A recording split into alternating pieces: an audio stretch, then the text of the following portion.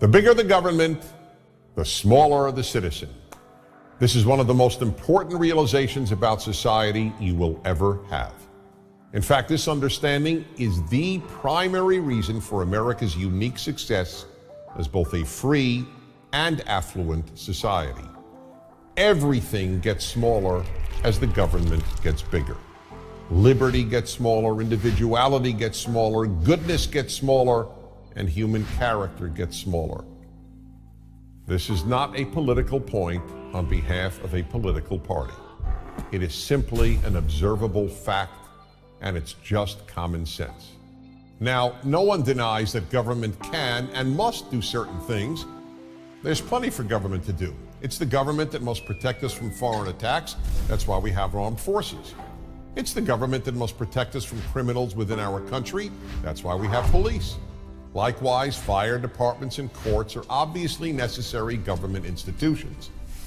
And yes, when all else fails, private and religious-based charities, families, friends, then too the government must be there to provide a safety net of last resort. But it must always be of last resort. When government is the first resort, the first place citizens look when they have a problem, bad things happen. As government grows, almost everything else begins to disappear. The first thing that goes when government gets bigger than it needs to be is goodness. Yes, goodness. As the state gets bigger, people simply do less good for their fellow citizens.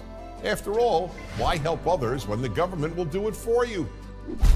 This is the reason that, as noted by the international nonprofit organization Charities Aid Foundation, and shown in study after study, Americans give more charity and volunteer more time to help others than do Europeans, not to mention just about everybody else in the world.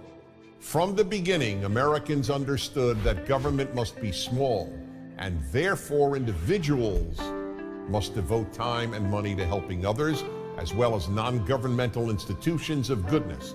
They have to be large and plentiful.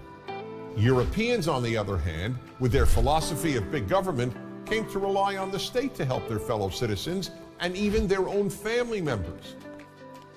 The second thing that diminishes as the government grows is the character of many of its citizens. Just as taking care of others is a sign of moral character, so is taking care of oneself. Relying on others to take care of you when you are capable of taking care of yourself is just plain selfish and the very definition of irresponsible. And it gets worse. The more people come to rely on the state to take care of them, the more they begin to develop a sense of entitlement. A sense of entitlement is the belief that you do not owe others, but that others, in this case the state and your fellow citizens whose money supports the state, owe you. A sense of entitlement creates two other bad character traits: ingratitude and resentment. The more people expect to be given, the less grateful they will be for what they are given.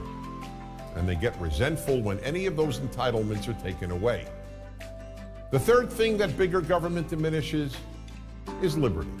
This should be obvious. The more government, the more rules, the less liberty.